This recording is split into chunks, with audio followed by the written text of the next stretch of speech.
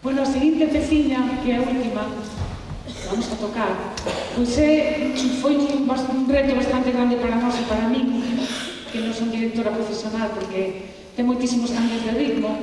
Chámase Syncopations por varios motivos. Primeiro, porque ten moitísimos ritmos sincopados, que as síncopas, os que non sabemos ou saben de música, pois é unha alteración rítmica do pulso. Normalmente ten bastantes dificultades de interpretación.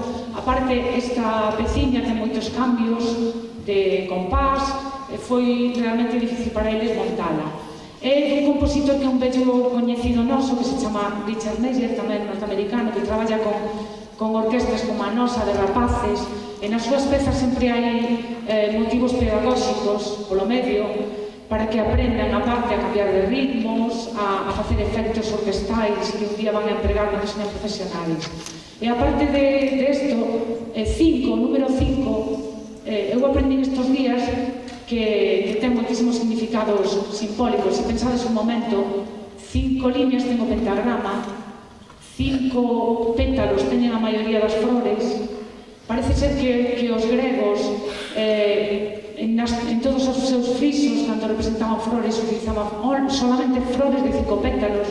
Os romanos, por exemplo, cando celebraban unha boda, os invitados entraban de 5 en 5, porque daba boa sorte. E despois, aparte de eso, esta peciña ten unha forma de, como din algúns dos alumnos que dos veces aprendo con eles, aprenderon que ten sincopa e rondo.